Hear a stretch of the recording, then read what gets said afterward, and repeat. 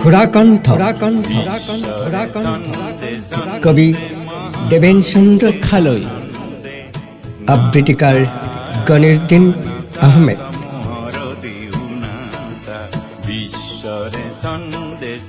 হে ক্ষুধাকণ্ঠ জাতিক জগাই তোলা, হিয়াৰ আমঠু অসমীয়াৰ বৈভৱ, কালে আহি কাঢ়ি ললে তোমাৰ প্ৰাণ, এটি যুগৰ অৱসান।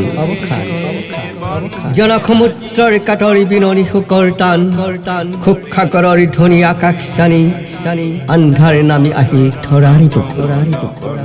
অক্ষয় বাস তোমাৰ সৰগত, মহাপ্ৰণয়ৰ মহাযাত্ৰী তুমি, মায়াৰী গুচি গলা অনন্ত ধামলৈ।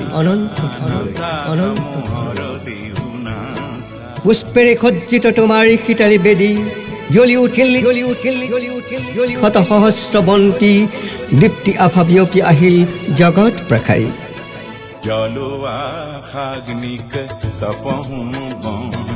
এই ক্ষুধাকণ্ঠ বিশ্ববৰণ্য বিশ্বশিল্পী, তোমাৰ অমৰ সৃষ্টি ই যে কালজয়ী।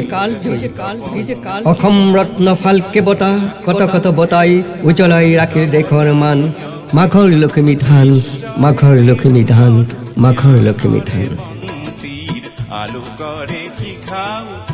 আন্ধাৰৰ প্ৰাচীৰ ভাঙি জ্বলালা পোহৰৰ বাতি, সেন্দুৰীয়া বাট দিহিঙে দিপাঙে বাটে কুৰি বাট, লৰি লৰি ঢাপুলি মেলিলা দূৰ দিগন্ত, সমন্বয়ৰ খেতু খাজিলা ইন্দ্ৰধনু।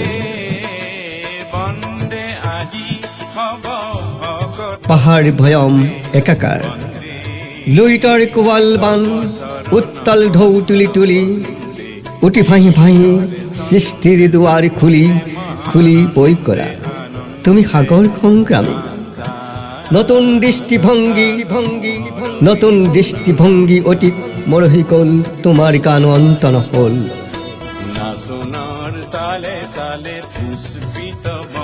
অমৰ সৃষ্টি অমৰ হৈয়ে ৰ'ল, সেই ক্ষুধাকণ্ঠ বিদেহী আত্মাৰ চিৰশান্তি মিনতি কৰিছোঁ।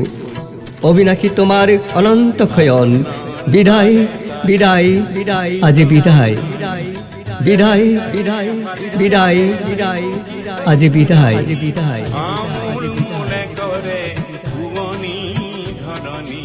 পুষ্পিত সুবাসিত গন্ধে বন্দে বন্দে আজি হব ভকত বৃন্দে, বন্দে তব চরণ কমল বন্দে, ঈশ্বরে সন্দেশন।